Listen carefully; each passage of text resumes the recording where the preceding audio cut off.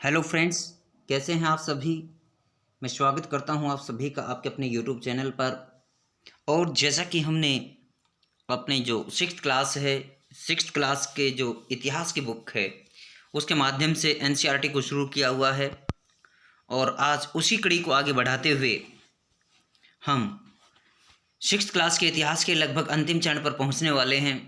और अध्याय 10 का आज हम डिस्कस करने वाले हैं। अध्याय 10, नए साम्राज्य और राज्य, इन सब के बारे में आज हमारा डिस्कस होने वाला है। और देखिए, हम सभी को एनसीईआरटी की जो है डिटेल स्टडी करनी चाहिए, क्योंकि यहाँ से हर एग्ज़ाम्स के लिए क्वेश्चन बनते हैं, चाहे कॉम्पिटिटिव एग्ज़ाम हो। इवन जो बच्चे पढ़ाई कर रहे हैं उनके लिए तो इनको डिटेल में पढ़ना वैसे भी काफ़ी फ़ायदेमंद है, क्योंकि इससे फिर बच्चों को जो क्वेश्चन आंसर हैं उनको रटने की जो प्रवृत्ति है वो कम हो जाती है। उनको रटने की आवश्यकता नहीं रहेगी यदि हम डिटेल में सब्जेक्ट चैप्टर को पढ़ लेते हैं। तो आइए आज इसी कड़ी में हम आगे शुरुआत करते हैं। नए साम्राज्य और राज्य। अरविंद राजा बना। जैसा कि हम सभी जानते हैं, हर एक चैप्टर जो है अपना किसके साथ, एक कहानी के साथ शुरू होता है। तो यहाँ पर अरविंद राजा कैसे बना। अरविंद अपने स्कूल में खेले जाने वाले नाटक में राजा की भूमिका अदा करने के लिए चुना गया। यानी अरविंद को नाटक के अंदर राजा बनने की भूमिका निभाने का मौका मिला। उसने सोचा था कि वह शाही वेशभूषा में मूंछों पर ताव देते हुए रुपहले कागज में लिपटी तलवार को शान से पकड़कर चहलकदमी करेगा। जरा सोचो, उसे कितनी हैरानी हुई जब उसे बताया गया कि उसे बैठकर वीणा भी बजानी होगी। यानी उसके आश्चर्य का कोई ठिकाना नहीं रहा होगा। उसको कितना आनंद महसूस हुआ होगा जब उसको ये बताया गया कि आपको तलवार ही नहीं चलानी बल्कि आपको वीणा भी बजानी होगी और कविता पाठ भी करना होगा। एक संगीतज्ञ राजा कौन हो सकता है, अरविंद सोचने लगा। तो आप भी सोचिए, जो संगीत प्रेमी राजा था वो कौन हो सकता था। वीणा बजाता था और कविता पाठ भी क्या करता था। ये था अपना गुप्त साम्राज्य का प्रमुख शासक समुद्रगुप्त। तो देखिए, यहाँ पर यह अब अपना चैप्टर शुरू होता है। क्या बताती हैं प्रशस्तियाँ। प्रशस्तियाँ देखिए क्या होती हैं। सबसे पहले यहाँ पे क्वेश्चन हमारा यही बनता है कि प्रशस्तियाँ होती क्या हैं। प्रशस्ति क्या होता है, एक अभिलेख होता है। ये एक अभिलेख होता है और राजकवि के द्वारा। राजकवि किसको बोलते हैं, जो राजा के संरक्षण में रहने वाला व्यक्ति, कवि, जो कि अपने परिवार की आजीविका चलाने के लिए राजा को प्रसन्न करता है। और तरह तरह के ये प्रशस्तियाँ जो हैं ये झूठी भी होती हैं भाई, क्योंकि जो प्रशस्ति लिखने वाला है उसको अपने परिवार को चलाने के लिए आजीविका कमानी होती है, और ऐसे में वो राजा की झूठी प्रशंसा भी करते थे। तो प्रशस्तियाँ राजकवि के द्वारा अपने जो संरक्षण राजा है उसकी प्रशंसा में लिखी गई लेख को बोलते हैं प्रशस्ति। तो देखिए, दरअसल अरविंद गुप्त वंश के प्रसिद्ध राजा समुद्रगुप्त की भूमिका अदा करने जा रहा है। किसकी भूमिका अदा करने जा रहा है, समुद्रगुप्त की। जैसा कि हमने ऊपर पढ़ा, ऊपर पढ़ते समय जैसे ही वीणा का नाम आता है, वीणा का नाम लेते ही हमारे दिमाग के अंदर क्या बात आती है, एक राजा की छवि बनती है, और वो राजा थे समुद्रगुप्त, जिनको कि भारत का नेपोलियन भी कहा जाता है। नेपोलियन यूरोप का एक महान शासक हुआ, एक महान सेनापति हुआ, जो आगे चल कर के राजा बना। 1799 के अंदर वो चांसलर बना, और 1804 के अंदर 1804 में वो फ्रांस का राजा बना था। और फिर उसने जो विश्व विजय अभियान चलाया, जिसके लिए उसको विश्व में जाना जाता है, फिर उन्होंने अपना एक नेपोलियनिक कोड, नेपोलियन संहिता जारी की, जिसके लिए विश्व भर में उसको जाना जाता है। और किस प्रकार से फिर उनके वाटरलू, जो कि 1815 में हुआ, युद्ध के अंदर उनकी हार हुई, क्योंकि उस समय जो महत्वपूर्ण शक्तियां थी, ऑस्ट्रिया, टर्की, और इन सभी ने मिलकर के उनको हराया। ब्रिटेन है, पर्शिया है, ऑस्ट्रिया है, इन तीनों शक्तियों ने, और उसमें रूस भी उसके साथ था। इन सभी ने मिलकर के उनको वाटरलू के युद्ध में 1815 में हराया। और सेंट हेलेना द्वीप पर इनको भेज दिया, जहाँ पर 1821 के अंदर उनकी मृत्यु हो जाती है। तो नेपोलियन के बारे में आपने थोड़ा जाना। भारत के नेपोलियन समुद्रगुप्त के बारे में अब हम जानते हैं। देखिए, समुद्रगुप्त के बारे में हमें देखिए जानकारी कहाँ से मिलती है। इलाहाबाद में अशोक स्तंभ पर खुदे एक लंबे अभिलेख से पता चलता है। किसके कहाँ से पता चलता है? इलाहाबाद के अंदर प्रशस्ति है, प्रयाग प्रशस्ति भी इसको बोल देते हैं, क्योंकि इलाहाबाद का प्राचीन समय में नाम प्रयाग, ये क्या था? प्रयागराज था, प्रयाग। और सल्तनत काल में इसका नाम जो है इलाहाबाद हो गया था। अब फिर वो योगी सरकार के अंदर इसका नाम बदल करके प्रयागराज हो गया है। इसकी रचना समुद्रगुप्त का एक दरबारी कवि थे, जो मंत्री भी रहे, हरिसेन। यानी प्रयाग प्रशस्ति की रचनाकार कौन थे? हरिसेन। इनके द्वारा काव्य के रूप में इसकी रचना की गई है। यह एक विशेष किस्म का अभिलेख है, एक विशेष तरह का अभिलेख है जिसे प्रशस्ति कहते हैं। प्रशस्ति अभी हमने आपको बताया था, प्रशस्ति शब्द एक संस्कृत भाषा का शब्द है जिसके नाम अर्थ होता है प्रशंसा करना। प्रशस्तियाँ लिखने का प्रचलन पहले भी था, जैसा कि आप अध्याय 9 में गौतमी पुत्र सातकर्णी की प्रशस्ति के बारे में पढ़ चुके हैं। अध्याय 9 के अंदर गौतमी पुत्र सातकर्णी जो सातवाहन वंश का शासक था उसके बारे में पढ़ा। गौतमी इनकी माता थी, ठीक है, क्योंकि पहले बताया जाता था पिता के वंश को कैरी करने वाला, तो पुत्र को पितृवंशी बोला जाता था। लेकिन यहाँ पर गौतमी पुत्र सातकर्णी एक ऐसा एग्जाम्पल है जो कि अपने माता के नाम को कैरी करता था, अपने माता को नाम के साथ शासन उनका चलता था। अब यहाँ पर देखिए गुप्त काल की जो प्रशस्तियाँ थी, इसके दौरान प्रशस्तियों का महत्व बहुत ज़्यादा बढ़ गया था। तो गुप्त काल की महत्वपूर्ण जो प्रशस्ति है वो है समुद्रगुप्त की प्रशस्ति। तो आइए देखते हैं समुद्रगुप्त की प्रशस्ति के बारे में क्या कुछ कहा गया है। समुद्रगुप्त की प्रशस्ति हमें क्या बताती है? कवि ने इसमें राजा की एक योद्धा के तौर पर, युद्धों को जीतने वाले राजा के तौर पर, एक विद्वान के तौर पर तथा एक उत्कृष्ट कवि के रूप में काफ़ी प्रशंसा की है। कवि कौन है? हरिसेन। यहाँ तक कि उन्हें ईश्वर के बराबर बताया गया है, ईश्वर के बराबर उनको दर्जा दिया गया है। यानी कि यदि हमने फ्रांसीसी क्रांति के बारे में जब हम अध्ययन करेंगे 9th क्लास के जो अपना फर्स्ट चैप्टर है, पहला अध्याय फ्रांसीसी क्रांति, तो उसमें किस प्रकार से राजा के दैवीय अधिकारों पर जो मॉन्टेस्क्यू हैं वो किस प्रकार से प्रहार करते हैं अपने पुस्तक के माध्यम से, और कार्ल मार्क्स, रूसो, ये किस प्रकार से राजा के दैवीय अधिकारों पर प्रहार करते हैं। क्योंकि उस समय जब फ्रांसीसी क्रांति होती है तो उस समय समाज के अंदर दयनीय स्थिति थी आम जनता की। और यहाँ पर हरिसेन जो कि ये काफ़ी पुराना राजा था, तो यहाँ इनको ईश्वर के बराबर बताया गया है। प्रशस्ति में लंबे लंबे वाक्य दिए गए। यहाँ वैसे ही एक वाक्य का अंश नीचे दिया गया है, तो आइए उसके बारे में जानते हैं क्या लिखा हुआ है। योद्धा समुद्रगुप्त।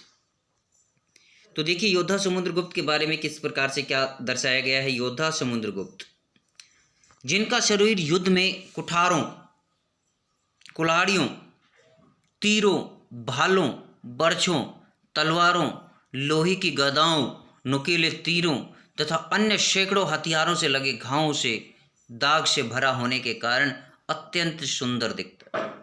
यानी देखिए उनका वर्णन किस प्रकार से एक महान योद्धा के तौर पर, कि शरीर पर इतने घाव खाने के बावजूद भी उनका शरीर कांतिमय था, उनका शरीर के जो अभी भी दीप्तिमय था। तो यहाँ पर देखिए अगर तुम चित्र 7 प्रश्न नंबर जो 105 है वहाँ गौर से देखें तो पाओगे कि एक क्षेत्र को हरे रंग से रंगा गया है। तुम्हें पूर्वी तट के साथ साथ एक क्रम में लाल बिंदु भी दिखेंगे। उसी तरह कुछ क्षेत्र बैंगनी और नीले रंग के भी मिलेंगे। यह मानचित्र इस प्रशस्ति में प्राप्त जानकारियों के आधार पर बनाया गया है। हरिसेन 4 विभिन्न प्रकार के राजाओं और उनके प्रति समुद्रगुप्त की नीतियों का वर्णन उसमें करते हैं। मतलब 4 विभिन्न प्रकार के जो राजा थे उनके साथ उनका वर्णन कैसे था। तो यहाँ पर देखिए मानचित्र में हरे रंग का क्षेत्र आर्यवर्त किसको दर्शाता है, आर्यवर्त, और उनके 9 शासकों का है। कौन सा, हरे रंग का। जो हरे रंग वाला है आर्यवर्त का क्षेत्र है, और वहाँ पर जो 9 शासक थे उनका आर्यवर्त अपना कौन सा है, अपना जो उत्तर भारत वाला एरिया है इसको आर्यवर्त। यानी उत्तर भारत के 9 शासकों को समुद्रगुप्त ने हराया था और उनको अपने राज्य में मिलाया था। उनके प्रशासन को किस में मिला लिया था, अपने साम्राज्य के अंदर मिला लिया था। वहीं इसके बाद दक्षिणापथ के 12 शासक आते हैं। इनमें से कुछ की राजधानियों को दिखाने के लिए मानचित्र पर लाल बिंदु भी दिखाए गए हैं। इन सब ने हार जाने पर समुद्रगुप्त के सामने आत्मसमर्पण किया तथा समुद्रगुप्त ने उन्हें फिर से वहां पर शासन करने की अनुमति दी। तो ये महानता का, ये दक्षिणापथ के स्वामी तो नहीं कहलाए, लेकिन दक्षिण की विजय करने के बाद वहाँ के जो शासक थे उनको हराने के बावजूद उन राजाओं को वहाँ पर जो शासन करने की अनुमति दी गई। पड़ोसी देशों का आंतरिक घेरा बैंगनी रंग से रंगा गया है। जो पड़ोसी देश थे उनका आंतरिक घेराव जो किया गया है वो बैंगनी रंग के साथ किया गया है। इसमें जो स्थानीय शासक थे वो कौन थे, असम, तटीय बंगाल, नेपाल और उत्तर पश्चिम के गण या संघ, जिसके बारे में हम अध्याय 5 में अध्ययन कर चुके हैं। ये समुद्रगुप्त के लिए क्या लेके आते थे, उपहार लेके आते थे। यानी इन्होंने बिना युद्ध किए इनकी अधीनता स्वीकार की हुई थी। उनकी आज्ञाओं का वहाँ पर पालन होता था तथा दरबार में उपस्थित हुआ करते थे, दरबार में हाजिरी लगाया करते थे। कहाँ के, उत्तर पश्चिम के जो गण थे या संघ थे। उसके बाद बाह्य इलाके के शासक जिन्हें नीले रंग से दिखाया गया है संभवतः कुषाण या शक वंश के लोग थे। इसमें श्रीलंका के शासक भी आते थे। इन्होंने समुद्रगुप्त की अधीनता स्वीकार की और अपनी पुत्रियों का विवाह समुद्रगुप्त से किया। तो ये देखिए उस समय के समुद्रगुप्त की महानता, समुद्रगुप्त को महान क्यों कहा जाता है। तो यहाँ पर देखिए समुद्रगुप्त को दिखाया गया है वीणा बजाते हुए। वीणा बजाने वाला राजा समुद्रगुप्त के कुछ अन्य गुणों को सिक्कों पर भी दिखाया गया है, जैसे कि इस सिक्के में उन्हें वीणा बजाते हुए दिखाया गया है। यानी सिक्कों पर जो राजा की दिनचर्या होती थी उस दिनचर्या के अनुसार राजा के चित्र जो हैं वो सिक्कों पर उकेरे जाते थे। तो मानचित्र में देखिए प्रयाग, आजकल जिसका कि पुराना नाम क्या था, इलाहाबाद था, उसको ये उज्जैन तथा पाटलिपुत्र को भी ढूंढना है। ये गुप्त प्रशासन के महत्वपूर्ण केंद्र हुआ करते थे। उज्जैन और पाटलिपुत्र ये शिक्षा के महत्वपूर्ण केंद्र हुआ करते थे। आर्यवर्त तथा दक्षिण पथ के राज्यों के साथ समुद्रगुप्त के व्यवहार में क्या अंतर था। तो देखिए आर्यवर्त के राजाओं के साम्राज्य को जीत करके, राज्यों को जीत करके इन्होंने अपने साम्राज्य में सम्मिलित किया था, जबकि दक्षिणापथ के जो राज्यों को जीतने के बाद वहाँ के राजाओं के द्वारा आत्मसमर्पण करने के बाद उनको वहाँ पर शासन करने की अनुमति दी गई थी। तो ये प्रमुख अंतर था यहाँ पर। तो ये देखिए मानचित्र 7 दे रखा है, प्रमुख नगर तथा राज्य। यहाँ पर देखिए ऊपर थानेसर जो कि हरियाणा के अंदर है, मथुरा जो कि एक धार्मिक नगरी के तौर पर जाना जाता है उत्तर प्रदेश के अंदर, कन्नौज जहाँ पर गढ़वाल नरेश जयचंद का शासन चलता था, और यहीं पर कन्नौज के लिए काफ़ी लड़ाइयाँ लड़ी गई थी, त्रिपक्षीय संघर्ष हुआ था, और इसी को लेकर के राजा हर्षवर्धन जो पुलकेशिन के साथ जिनका युद्ध हुआ था 634 के अंदर नर्मदा नदी के तट पर, तो उन्होंने भी इस पर अपना राजकाज किया था। प्रयाग जहाँ पर समुद्रगुप्त की प्रशस्ति मिली है, पाटलिपुत्र और नालंदा जो कि उस समय कभी ये बौद्ध धर्म का प्रमुख शिक्षा का केंद्र हुआ करता था, उसके बाद पाटलिपुत्र शिक्षा का केंद्र हुआ। यहाँ पर उज्जैन मध्य प्रदेश के अंदर उज्जैन जो कि एक धार्मिक केंद्र था, शिक्षा का केंद्र भी था। वल्लभी गुजरात के अंदर ये भी एक प्रमुख केंद्र था। भरूच जो कि एक प्रमुख बंदरगाह थी। सातवाहन जिस वंश की हमने चर्चा की, जिसके महान शासक हुए गौतमी पुत्र सातकर्णी। अजंता जहाँ पर महात्मा बुद्ध के जीवन के विभिन्न चित्र चित्रित किए गए हैं। अमरावती जहाँ से आप अगले वीडियोज़ के अंदर जानेंगे कि यहाँ पर जो स्तूप प्राप्त हुए हैं उनको किस प्रकार से नष्ट किया गया। ऐहोल ये प्रशस्ति लेख यहाँ से प्राप्त हुए हैं चालुक्यों के। पल्लव जो इनकी राजधानी कांचीपुरम थी। नीचे चोल जिनकी राजधानी अरिकामेडु, महाबलीपुरम, पुहार और चेर जिनकी राजधानी मदुरई हुआ करते थे। पांडव की राजधानी मदुरई, इनकी जो इस प्रकार से ये प्रमुख क्षेत्र दिए गए हैं। ये लाल जो क्षेत्र हैं ये गुप्त वंश के द्वारा दिए गए क्षेत्र हैं। ब्लैक के अंदर जो दर्शाया गया है ये आपके ब्लैक कलर के अंदर ये प्रमुख नगर हुआ करते थे उस दौरान। अब देखिए विक्रमी संवत। ये विक्रमी संवत चलाने की परंपरा कब से शुरू हुई? देखिए 58 ईस्वी पूर्व, 58 ईस्वी पूर्व यानी ईसा मसीह के जन्म से 58 वर्ष पूर्व में प्रारंभ होने वाले विक्रमी संवत को परंपरागत रूप से गुप्त राजा चंद्रगुप्त द्वितीय के नाम से जोड़ा जाता है। किसके साथ की जोड़ा जाता है? जो गुप्त वंश का द्वितीय महान राजा हुआ चंद्रगुप्त विक्रमादित्य के नाम से जोड़ा जाता है। और ऐसा कहा जाता है कि उन्हें शकों पर विजय के प्रतीक के रूप में इस संवत की स्थापना की तथा विक्रमादित्य की उपाधि धारण किए थे। यानी शकों पर विजय प्राप्त करने के बाद इनको शकारी भी कहा गया था और इन्होंने विक्रमादित्य की उपाधि धारण की और इन्होंने ये विक्रमी संवत जो है ये शुरू किया था। ये कई बार पूछ लिया जाता है कि शक संवत किनका है? शक संवत है कुषाणों का, जबकि विक्रमी संवत है गुप्त लोगों का, गुप्त राजाओं का। तो ये देखिए वंशावलियाँ, अधिकांश प्रशस्तियाँ शासकों के पूर्वजों के बारे में ही बताती हैं। जैसे कि अकबर की यदि हम अबुल फजल के द्वारा लिखे गए अकबरनामा को देखें तो उसमें वंशावली बताई गई। ठीक उसी प्रकार से अधिकांश जो प्रशस्तियाँ हैं वो राजाओं के पूर्वजों के बारे में हमें विस्तार से जानकारी प्रदान करती हैं। यहाँ भी समुद्रगुप्त के प्रति जो उनके पितामह हैं, प्रतिपितामह या मतलब दादा के पिता, फिर पितामह यानी कि परदादा, प्रतिपितामह परदादा के पिता हो गए, दादा हो गए, फिर पितामह यानी परदादा हो गए, फिर दादा, पिता और माता के बारे में इसके अंदर जो है काफ़ी जानकारी दी गई है। उनकी माता कौन थी? कुमार देवी। कुमार देवी, समुद्रगुप्त की माता का नाम क्या था? कुमार देवी। इनके पिता का नाम क्या था? विक्रमादित्य, चंद्रगुप्त, चंद्रगुप्त विक्रमा। ठीक है, चंद्रगुप्त के बाद समुद्रगुप्त होते हैं। ये लिच्छवीगण की राजकुमारी थी। कहाँ की थी? लिच्छवीगण की राजकुमारी थी। और इनके पिता का नाम चंद्रगुप्त, जो गुप्त वंश के पहले शासक, गुप्त वंश के संस्थापक। वैसे गुप्त वंश के संस्थापक श्री गुप्त को माना जाता है, लेकिन इनके जो महत्वपूर्ण शासक हुए, प्रथम शासक वो चंद्रगुप्त थे, जिन्होंने महाराज, धीराज जैसी बड़ी बड़ी उपाधियां धारण की। समुद्रगुप्त ने भी यह उपाधि धारण की थी। उनके दादा और परदादा का महाराजा के रूप में भी उल्लेख मिलता है। इससे यह आभास मिलता है कि धीरे धीरे इस वंश का महत्व काफ़ी बढ़ता चला गया था। यानी इस वंश ने काफ़ी अधिक उपाधियां धारण की और समाज के अंदर अपने पूर्वजों के जो गौरव गाथा थी उसको आगे बढ़ाया प्रत्येक राजा ने, प्रत्येक उत्तराधिकारी राजा ने। समुद्रगुप्त के बारे में हम उनके बाद के शासकों जैसे कि उनके बेटे चंद्रगुप्त विक्रमादित्य या चंद्रगुप्त द्वितीय की वंशावली, जो पूर्वजों की सूची से भी जानकारी मिलती है। पूर्वजों की सूची नाम से इन्होंने एक जो सूची तैयार करवाई थी, उसके अंदर भी जानकारी मिलती है। उनके बारे में अभिलेखों तथा सिक्कों से भी पता चलता है। उन्होंने पश्चिम भारत में सैन्य अभियान में अंतिम शक शासक को परास्त किया। किन्होंने? समुद्रगुप्त। बाद में ऐसा विश्वास किया जाने लगा कि उनके दरबार विद्वानों से भरा रहा। ये चंद्रगुप्त विक्रमादित्य की बात हम कर रहे हैं। उनके दरबार में 9 कवि रहते थे, 9 महान विद्वान रहते थे।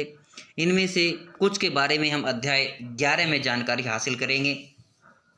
तो अब देखिए हर्षवर्धन के बारे में हमारा डिस्कशन रहेगा, जिसका कि हमने ऊपर जो है वर्णन किया था कि हर्षवर्धन किसका, जो कि वर्धन वंश था, पुष्यभूति वंश का, वहाँ से ये शासक रहे, जो कि कन्नौज के जो शासक था, जहाँ पर इनकी बहन राजश्री का विवाह किया गया था। लेकिन राजश्री के मृत्यु होने के पश्चात, क्योंकि उनके जो बहनोई थे उनकी हत्या जो वहाँ के शासक, जो पड़ोसी शासक था, उसके द्वारा कर दी जाती है। तो ऐसे में बदला लेने के लिए इनका बड़ा भाई था राज्यवर्धन, तो धोखे से जो वहाँ का शासक था उस शासक ने राज्यवर्धन की भी हत्या की और हर्षवर्धन ने उस शासक के साथ बदला लिया। और बदला लेने के बाद इन्होंने अपनी राजधानी थानेसर से कन्नौज में जो है हस्तांतरित की थी, वहाँ पर अपनी राजधानी को स्थानांतरित करके वहाँ से शासन चलाया था। हर्ष चरित्र की रचना देखिए। जिस तरह गुप्त वंश के शासकों के बारे में अभिलेखों तथा सिक्कों से पता चलता है, ठीक उसी तरह से कुछ अन्य शासकों के बारे में भी उनकी जीवनी से पता चलता है। ऐसा ही एक महान राजा हुए हर्षवर्धन, जिन्होंने आज से करीब 1400 साल पहले शासन किया, यानी 7वीं शताब्दी के ये शासक रहे। इनके दरबारी कवि का नाम था बाणभट्ट। दरबारी कवि का नाम क्या था? बाणभट्ट। क्योंकि हर्षवर्धन खुद एक महान विद्वान थे, साहित्यकार थे, रचनाकार थे। बाणभट्ट ने संस्कृत में उनकी जीवनी हर्षचरित्र लिखी थी। हर्षचरित्र किस भाषा में लिखी गई ये पूछा जा सकता है। तो हर्षचरित्र जो संस्कृत भाषा में लिखी गई, ये किसकी जीवनी है?